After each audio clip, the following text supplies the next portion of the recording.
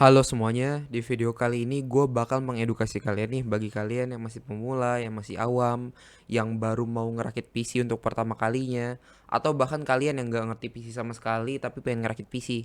Nah, kalian harus nonton video ini karena di video ini gue bakal ngasih tahu kalian nih bagaimana cara membeli komputer yang sesuai dengan kebutuhan kalian gitu. Dan yang paling penting nih yang kedua, gue bakal ngebantuin kalian bagi kalian yang masih awam, yang masih pemula gitu ya. Gue bakal bantuin kalian agar terhindar dari jebakan-jebakan toko gitu. Biasanya nih orang-orang awam yang nggak ngerti PC, nah pas mau beli PC tuh mereka nggak punya racikan gitu, mereka nggak punya gambaran komputer seperti apa yang mereka beli gitu. Jadi mereka cuman datang ke toko, minta rakitin, bang tolong rakitin, gue punya budget segini, dan akhirnya cuma dirakitin gitu. Tapi mereka nggak peduli mesin apa yang mereka dapat gitu, yang penting komputer nyala mereka udah seneng gitu. Nah, gue nggak mau kalian kayak begitu ya. Jadi di video kali ini gue pengen ngajarin kalian nih kalau mau mau ngerakit PC itu setidaknya punya gambarannya atau punya racikannya gitu. Jadi kalian nggak ketipu gitu. Oke? Oke, sebelum masuk ke materi gue pengen bilang dulu. Jadi materi ini gue bikin sendiri. Jadi masih banyak kemungkinan ada yang nggak gue jelasin. Maksudnya sorry, ada yang nggak gue jelasin, ada yang kurang gue jelasin gitu ya. Mungkin kurang lengkap juga. Dan yang kedua, video gue ini unscripted gitu. Jadi kalau misalnya gue ngomongnya patah-patah atau bahkan salah ngomong gitu ya, ya mohon dimaklumi soalnya gue jarang ngomong depan kamera gitu.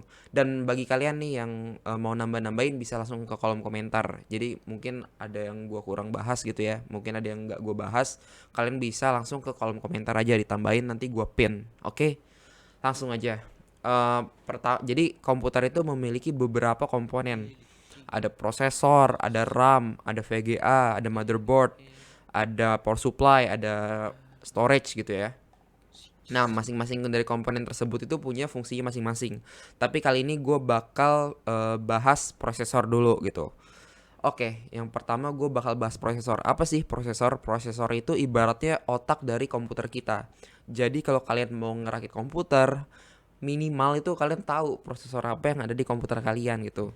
Jangan kalian beli komputer tapi kalian nggak tahu nih prosesor apa yang ada di komputer kalian, karena prosesor itu berpengaruh penting banget dengan kecepatan komputer kalian gitu ya.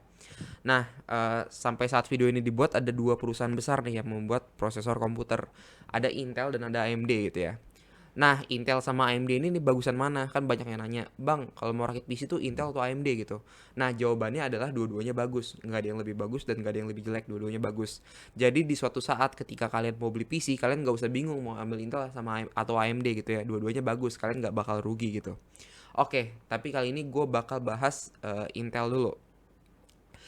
Sampai saat video ini dibuat, prosesor Intel generasi terbaru itu adalah generasi 11 gitu ya. Nah, Intel juga mempunyai beberapa varian produk dalam prosesornya. Ada Pentium, ada Core i3, ada Core i5, ada Core i7, dan ada Core i9. Nah, apa sih perbedaan dari mereka? Selain beda namanya, beda juga harganya dan jumlah core-nya. Nah, kalau jumlah core kan mungkin pemula pada nanya, core itu apa sih? Gitu ya. Oke, gue kasih ibaratnya begini aja. Gue punya dua kelompok. Di kelompok pertama gue kasih nama kelompok Core i3. Kelompok kedua gue kasih nama kelompok Core i7 gitu ya, atau Core i7. Nah, di kelompok Core i3 ini dia mempunyai 4 anggota di kelompoknya karena ia mempunyai 4 core. Sedangkan di kelompok Core i7 atau Core i7 dia mempunyai 8 anggota dalam kelompoknya karena ia memiliki 8 core gitu. Jika kedua kelompok ini gue beri tugas yang sama, kira-kira tugasnya lebih cepat selesai yang mana? Ya secara logika ya pasti lebih cepat selesai yang Core i7 karena Core i7 mempunyai 8 anggota kelompok gitu ya. Sama seperti prosesor gitu juga. Semakin banyak core di prosesor kita, semakin banyak hal atau aplikasi yang bisa kita buka secara bersamaan dan semakin cepat selesai juga proses komputasinya. Begitu teman-teman. Nah, prosesor juga ada fungsinya masing-masing gitu. Jadi misalnya nih contoh ada Pentium nih. Ini Pentium ini prosesor Intel termurah dan kelasnya paling bawah gitu. Nah, prosesor ini tuh cocok buat yang suka cuman buat office sama browsing doang gitu. Jadi nggak main game gitu. Yang kedua ada Core i3 nih. Core i3 ini cocok nih buat mahasiswa kebanyakan. Soalnya ini prosesor ini tuh cocok buat web browsing, office, media software, and light games. Light games itu artinya game ringan gitu ya. Nah, yang ketiga ada Core i5. Core i5 ini harganya nggak terlalu mahal dan nggak terlalu murah. Ini harganya sebenarnya di tengah-tengah gitu ya, strategis gitu. Dan performanya juga nggak terlalu kencang dan nggak terlalu lambat juga. Nah, Core i5 ini dia cocok nih buat gaming kelas tengah dan lumayan kuat juga buat gaming kelas atas gitu ya. Dan ini kalau misalnya kalian yang suka video editing atau foto editing, ini cocok pakai Core i5 gitu. Nah, menurut gua Core i5 ini adalah prosesor yang mayoritas cocok buat semua orang ya. Tapi nggak mayoritas ya, gue bilang mayoritas gitu. Nah, yang keempat nih ada Core i7. Core i7 ini harganya 4 sampai 5 juta. Dia punya 8 core dan cocoknya buat yang suka multitasking, intensive media editing dan media creation test, atau high end gaming. Jadi buat kalian yang main gamenya pengen main game kelas atas, atau yang suka multitasking nih, atau yang pengen jadi YouTuber gaming, ini cocok banget pakai Intel Core i7 gitu. Karena kok Intel Core i7 tuh udah punya 8 core. Semakin banyak core yang kita punya, semakin banyak juga hal-hal atau aplikasi yang bisa kita jalankan gitu. Nah, makanya kalau kalian lihat banyak YouTuber gaming itu makanya Core i7 gitu ya.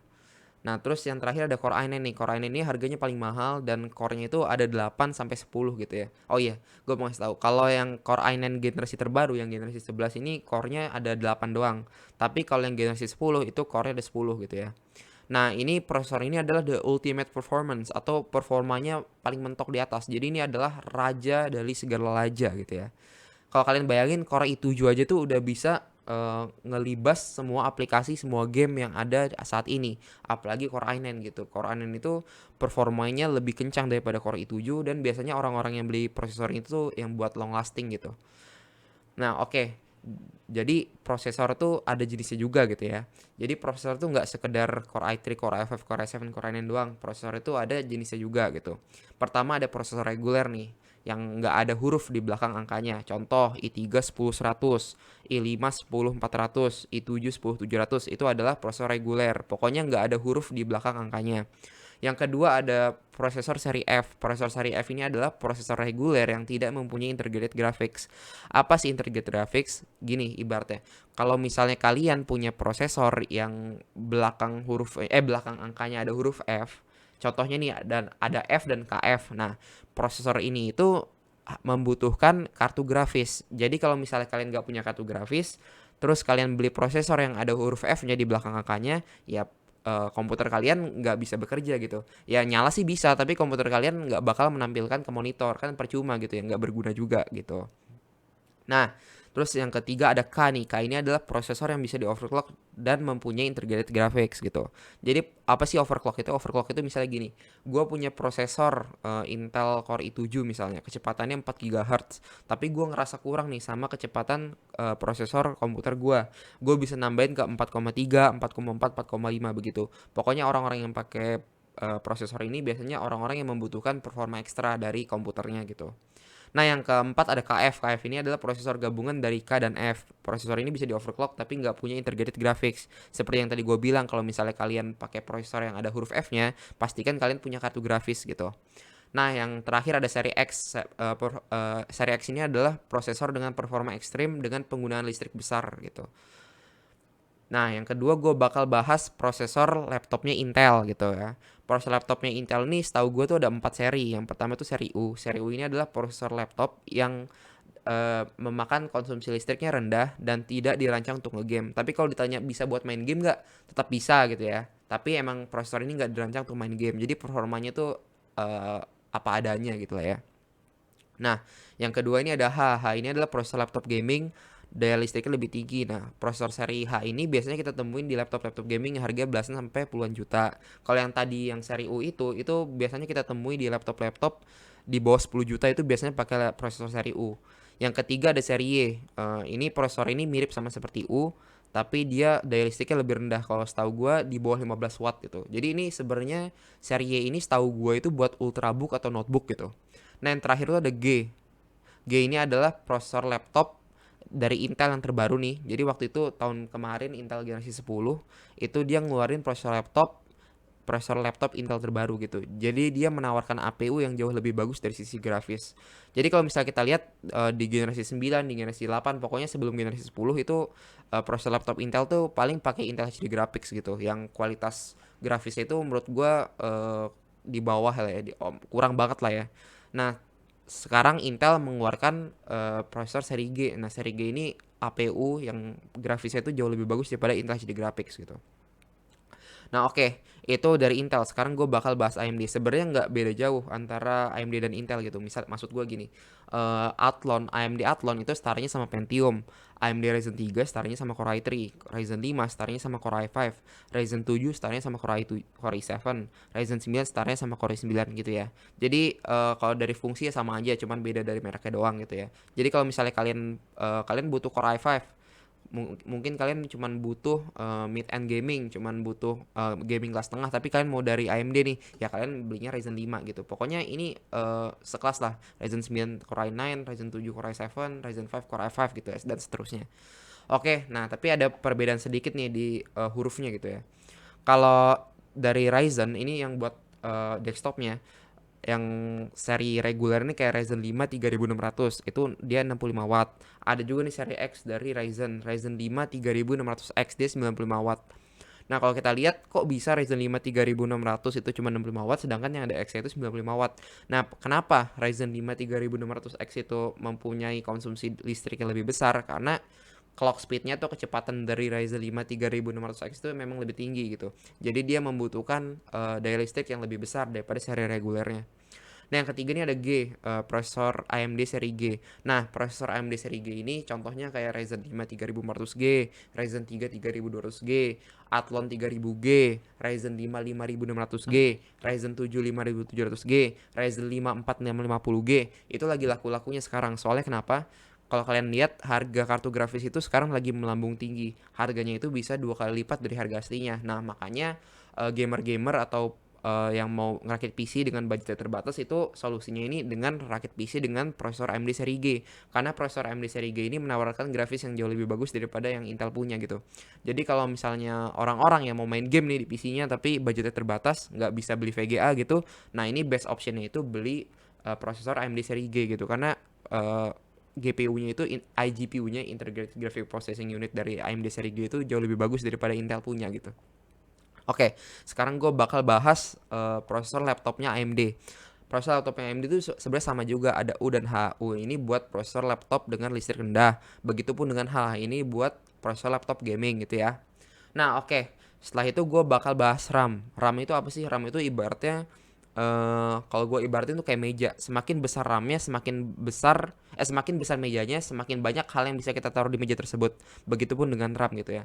Oke, RAM itu ada beberapa macam nih. Ada DDR3, ada DDR4 dan DDR5. Nah, DDR3 ini udah generasi jadul. DDR3 ini terakhir dipakai itu di Intel generasi keempat. Yang which is tuh sekarang udah Intel generasi 11. Berarti ini adalah generasi 7 tahun yang lalu gitu. Nah, yang orang sekarang pakai, yang PC-PC sekarang pakai itu adalah RAM DDR4 gitu. Nah, yang DDR5 ini akan datang. Belum resmi datang, tapi sampai saat video ini dibuat, gue udah lihat iklannya di Instagram gue gitu. Tapi untuk ada di pasarnya, setahu gue sih belum ada sekarang ya. Nah, oke. RAM juga mempunyai beberapa jenis tergantung kecepatannya juga. Oh iya, ini yang gue kasih tahu ini adalah RAM DDR4 aja ya. Soalnya DDR3 itu kecepatan maksimalnya itu DDR3 itu setahu gue kecepatan maksimal itu 1866 kalau nggak salah ya.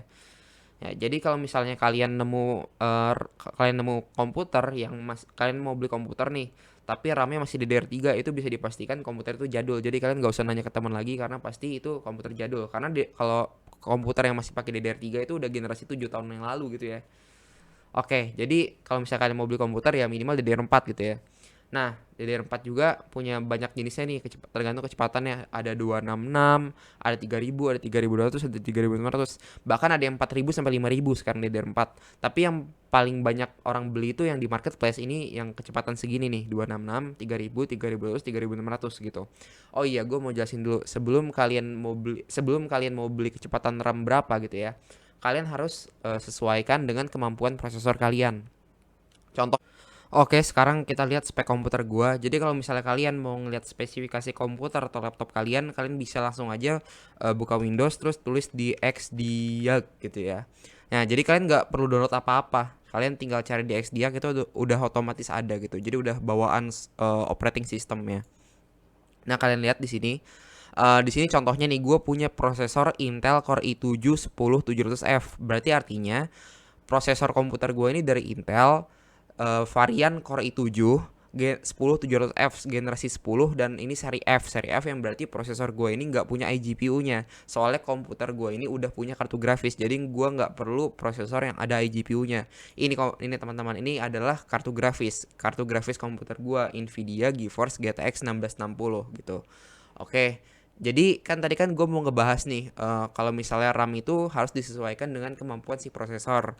Oke, langsung aja. Misalnya kita lihat nih ya, kita buka Google, kita cari prosesor gue Core i7 10700F ya. Nih ya, ini adalah prosesor gue.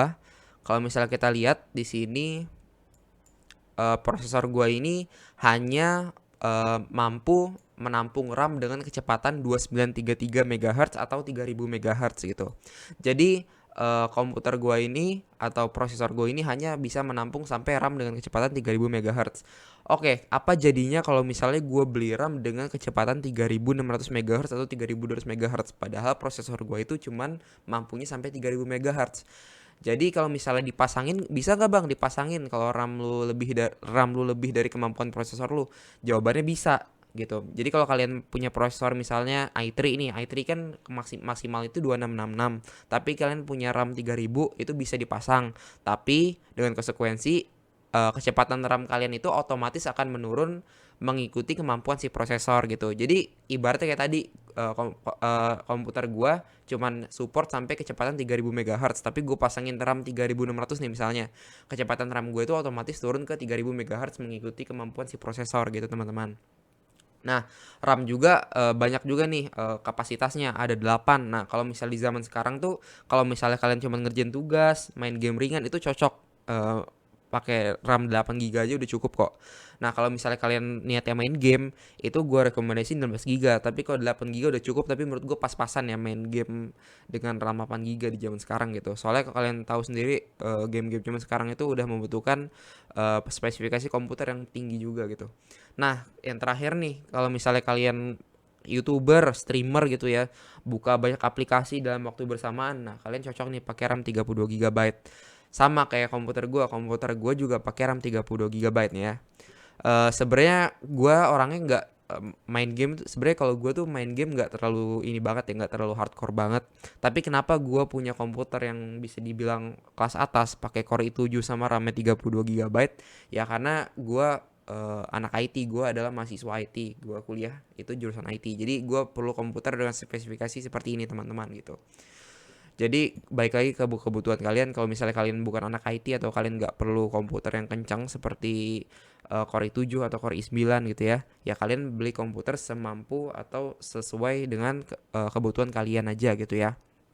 Oke, selanjutnya gue bakal bahas VGA. VGA ini adalah yang bisa disebut GPU, Graphic Processing Unit, kartu grafis gitu. Jadi fungsi kartu grafis ini adalah menyalurkan grafik dari komputer kita ke monitor gitu ya. Nah, kartu grafis ini dibagi jadi dua juga. Ada dua perusahaan besar yang memproduksi kartu grafis. Ada Nvidia dan ada AMD. Nah, pertama gue bakal bahas yang main dulu ya. Ini adalah jenis dari kartu grafik tersebut. Jadi jenis kartu grafik itu ada yang semenjak ini ada GDDR3, GDDR5, dan GDDR6. Nah, tapi GDDR3 ini udah bisa dibilang jadul lah ya, udah teknologi jadul. Nah, jadi yang zaman sekarang itu yang masih sering dipakai itu GDDR5 dan GDDR6 gitu.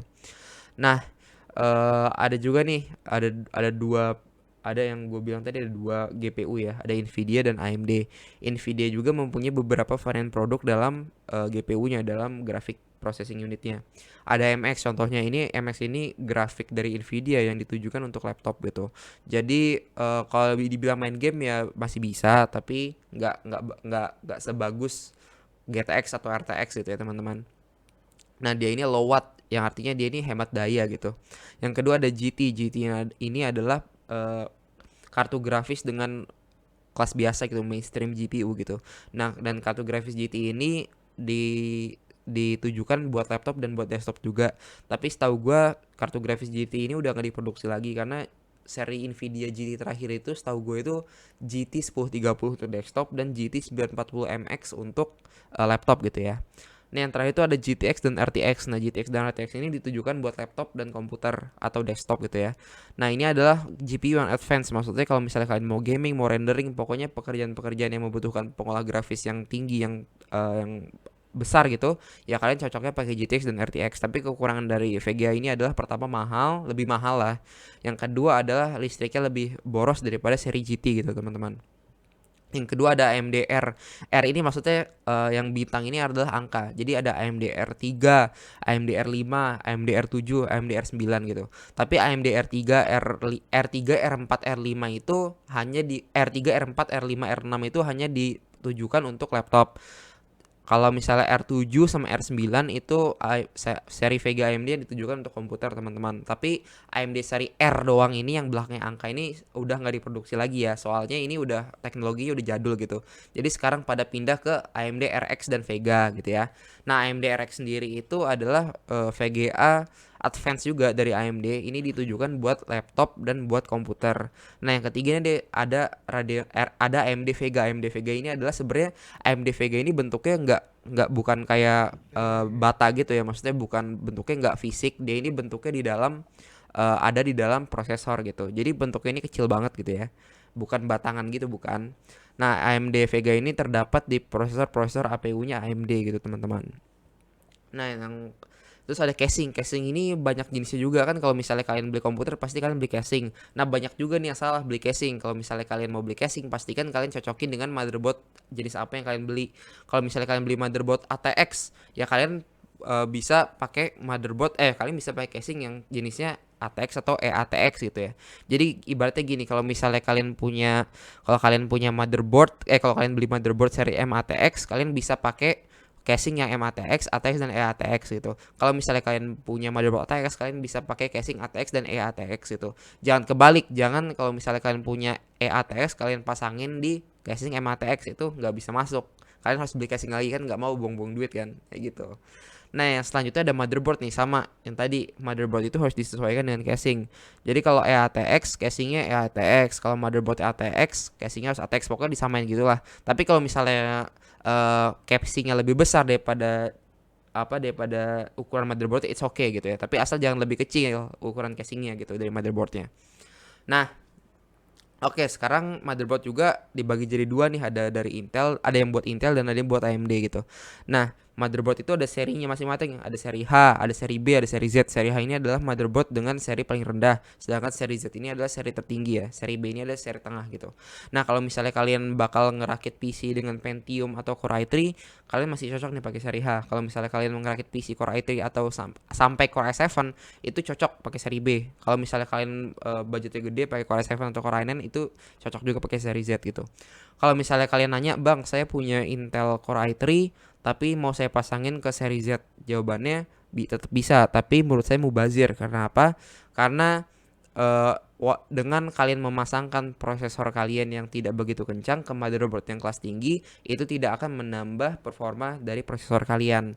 Oke, sekarang gue balik. Kalau misalnya gue punya Core i9 tapi gue pasangin di motherboard seri H yang seri rendah gitu, gimana jadinya? Bisa juga PC-nya tetap nyala, tapi performa dari Intel Core i9 atau performa dari prosesor gue itu nggak maksimal karena motherboard itu nggak sanggup untuk menampung si prosesornya gitu ya teman-teman. Nah, jadi motherboard juga punya soketnya sendiri gitu. Misalnya nih, ini gue kasih contoh Gen 9, Gen 10, Gen 11 saja. Soalnya menurut gue kalau misalnya kalian mau rakit PC di zaman sekarang, itu paling minimal itu belinya Gen 9 ya teman-teman. Nah, kan jadi di sini gue nunjukkan kan cuma sampai Gen 9, Gen 10, Gen 11 saja. Kalau Gen 9 itu ada H310, B360, Z390. Gen 10 itu soketnya H410, B460, Z490. Sedangkan generasi terbaru nih generasi 11 itu ada H510, B560 dan Z590 gitu teman-teman. Oh iya, gue mau jelasin misalnya ya. Misalnya kalian punya prosesor i5 10400 yang berarti ini adalah i5 generasi ke-10 teman-teman. Nah ya. Nah kalau misalnya Intel generasi ke-10 ini kalian bisa pasangin di motherboard seri H410, B460 dan Z490 gitu teman. Tapi kalau misalnya kalian mau pasangin ke Gen 11 kayak H510, B560, Z590 itu tetap bisa teman-teman. Kecuali kalau kalian punya i5 11400 yang berarti ini adalah i5 Gen 11. Kalau misalnya kalian pasangin prosesornya paling baru tapi ke motherboard generasi sebelumnya itu nggak bisa teman-teman. Jadi jangan ketukar. Kalau misalnya kalian punya i5 generasi 10, kalian bisa pasangin ke motherboard generasi 11. Tapi kalau misalnya kalian punya prosesor generasi 11, kalian nggak bisa pasangin ke generasi 10 gitu ya teman-teman. Jangan sampai ketukar, oke?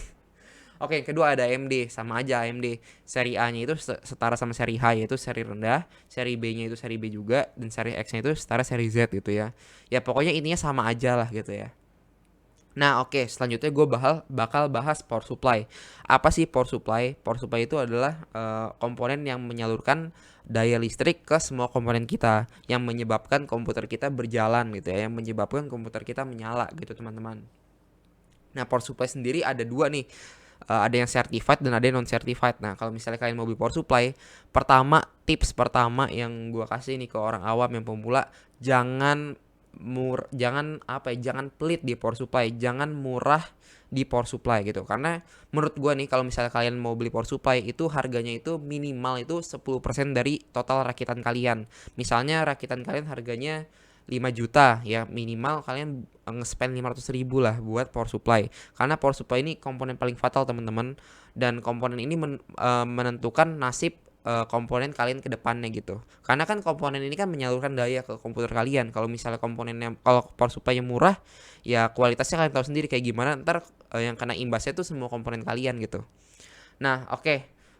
Jadi ada 80% certified dan ada yang non certified. Kalau gue saranin, kalau misalnya ada power supply yang 80% certified, kalian bisa beli aja ya. Tapi kalau yang non certified jangan gitu ya. Banyak kok sekarang 80 certified tuh harganya udah 500 ribu juga udah dapat kok teman-teman. Oke, nah sekarang gue pengen ngasih tahu nih, mungkin kalian bingung ya.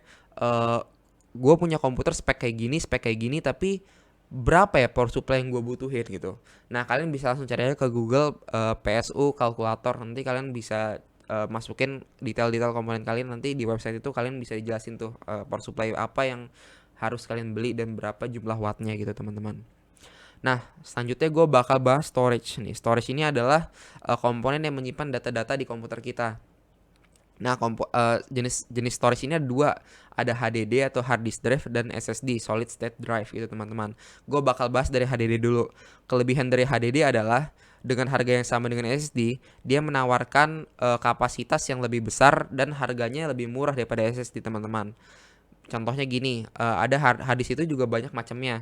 Ada 500 giga, ada yang 1 tera, ada yang 2 tera, bahkan ada yang 4 tera. Nah, setahu gua yang masih diproduksi sekarang itu yang paling kecil itu 1 terabyte. Nah, harddisk sendiri tuh punya jenisnya masing-masing tergantung kecepatannya. Ada yang 5400 RPM, 7200 RPM, dan 10.000 RPM. Apa sih RPM itu? RPM itu adalah roll per minute. Kenapa roll per minute? Karena harddisk itu bentuknya itu masih piringan. Jadi dia kalau mau nyari data itu kayak ada bunyinya tuh, wong gitu, dia muter-muter gitu. Nah, namanya itu RPM, roll per minute. Beda dengan SSD. SSD itu dia udah pakai chip ya, teman-teman. Jadi dia tuh langsung dipasangin ke kabel SATA atau ke motherboard gitu. Nah, kali ini gue bakal bahas SSD nih. SSD itu kelebihannya itu adalah kecepatan itu jauh lebih cepat daripada hard disk, bahkan bisa 10 kali lipat lebih cepat, tapi kekurangannya mahal. Jadi gue beri gambaran gini, misalnya gue punya uang 600 ribu nih ya. Kalau gue punya uang 600 ribu, gue bisa beli HDD dengan kapasitas 1 terabyte itu udah dapat. Tapi dengan harga yang sama, kalau misalnya gue beli SSD, gue punya uang 600 ribu, gue dapat SSD 500 giga aja gue nggak dapat gitu. Nah itu bedanya SSD dan HDD. SSD menawarkan kecepatan yang jauh lebih cepat, tapi ya harganya mahal gitu. Bahkan dengan harga yang sama, gue nggak dapat kapasitas setengahnya dari HDD kalau di SSD gitu. Nah, SSD sendiri tuh ada dua macam. Ada yang NVMe yang langsung dipasang di motherboard, dan ada SATA yang dicolokin pakai kabel SATA. Nah, biasanya SSD yang pakai kabel SATA ini ditaruhnya tuh di tempat kabel manajemen atau di belakang gitu ya. Nah, oke. Mungkin setelah kalian nonton video ini, kalian udah punya gambaran lah setidaknya sedikit. Nah, terus kalian buka marketplace dan kalian kaget nih, kok gue bisa nemu rakitan Intel Core i7, RAM-nya 8 giga, VGA-nya pakai GT 1030, tapi harganya kok cuma 5,6 juta. Padahal kan Intel Core i7 aja harganya aja udah 4 juta. Kok bisa ini full set harganya 5 juta gitu ya. Nah, gue jelasin teman-teman, kalau misalnya kalian lihat di sini Intel i7 3770. Bener nggak Intel i7? Bener teman-teman, ini Intel i7, tapi kalian lihat angkanya itu 3770, yang berarti angka depannya itu 3 ya. Berarti ini adalah Intel i7 generasi 3 teman-teman. Kalau kalian lihat itu yang tadi gue bilang nih yang di awal nih, Intel terbaru itu generasi 11. Berarti ini adalah Intel i7 generasi 3, yang berarti ini adalah Intel generasi 8 tahun yang lalu teman-teman gitu ya. Jadi ini adalah komputer jadul, walaupun i7 tapi ini 7 8 tahun yang lalu teman-teman. Jadi banyak orang awam yang ngejudge komputer, yang beli komputer itu cuma dilihat dari i3, i5, i7-nya doang. Padahal kita harus lihat generasinya. Komputer itu nggak semudah itu teman-teman untuk dimengerti gitu ya. Jadi kalau kalian nanya nih misalnya, Bang, i3 generasi 10 sama i7 generasi 1 gitu. Bagusan mana bang? Bagusan i3 generasi 10. Percaya sama gua. Jadi kalau beli komputer itu jangan lihat dari i3, i5, i7-nya doang, lihat juga generasinya gitu teman-teman. Nah makanya ini harganya bisa murah karena ini komponen atau komputer jadul gitu teman-teman. RAM-nya juga masih DDR3 tuh. Seperti yang gue bilang tadi, kalau misalnya kalian mau beli komputer dengan DDR4 itu minimal itu Intel generasi ke-6. Soalnya Intel generasi ke-6 itu udah support DDR4. Kok kalau Intel generasi kelima gimana bang? Intel generasi 5 itu dikhususkan untuk ke laptop ya. Jadi setahu gue Intel generasi kelima itu nggak buat desktop, nggak buat komputer gitu teman-teman. Ada sih, ada prosesor Intel generasi 5 yang buat komputer, tapi itu dikit. Namanya itu prosesor Intel Core i7 5960X. Itu setahu gue prosesor buat desktop yang generasi kelima gitu. Nah, oke. Nah yang kedua nih, ada yang lebih murah, ada prosesor Intel Core i7 860. Nah, VGA-nya pakai GT730, SSD-nya 120 GB. Ini harga full setnya 3,7 juta. Padahal kan prosesor sendiri Intel i7 kan harganya 4 juta. Kok bisa bang full setnya 3 juta gitu ya? Nah, gue kasih tahu ini Intel i7 nih ya. i7 860. Kalau misalnya angka belakangnya masih ratusan, itu berarti dia generasi 1 teman-teman. Contohnya i3 540, i7 860. Ini kan angkanya masih ratusan nih angka belakangnya. Nah, itu berarti prosesor generasi 1 teman-teman. Kalau sekarang udah generasi 11 berarti ini adalah prosesor generasi 10 tahun yang lalu. Begitu teman-teman. Makanya harganya itu murah banget. Cuman 3,7 juta gitu ya. Saya ingetin lagi kalau mau beli komputer jangan lihat dari i3, i5, i7 doang, lihat juga generasinya gitu teman-teman. Oke. Oke teman-teman, sekian dari gua. Mungkin bagi kalian yang mau menambahin materi yang gua kurang sampein gitu ya, kalian bisa langsung di kolom komentar, kalian tambahin nanti gua pin gitu ya. Oke, mungkin dari kalian yang mau nanya-nanya juga bisa langsung di kolom komentar, gua akan jawab sebisa gua. Dan bagi kalian nih yang mau nge-request juga gua harus bikin video tentang apa gitu, mungkin tentang PC gua atau tentang eksperimen tentang PC gitu, kalian bisa komen juga di kolom komentar gua. Oke, semoga dengan video ini kalian yang masih awam, yang masih pemula bisa lebih mengerti lah, setidaknya punya gambar sedikit lah bagaimana komputer seperti apa yang ingin kalian beli gitu ya teman-teman. Oke, sebelumnya mohon maaf kalau misalnya gue ngomongnya agak patah-patah atau ada kesalahan pengucapan gitu dalam video ini karena gue jarang banget nih, bahkan baru kali ini gitu ya ngomong di depan kamera gitu ya. Dan ini videonya unscripted yang seperti gue bilang tadi, ini nggak ada skripnya, jadi mohon dimaklumin kalau gue suka salah ngomong gitu. Oke, terima kasih teman-teman. Like video ini kalau kalian suka, dislike aja kalau kalian gak suka. Dan sebenarnya di video kali ini gue nggak ngincer like dan dislike, soalnya ya gue cuman punya niat, gue nggak mau kalian yang awam, yang pemula ketipu beli PC gitu ya. Oke, terima kasih nonton video gue dan selamat sampai jumpa di video selanjutnya. Thank you teman-teman.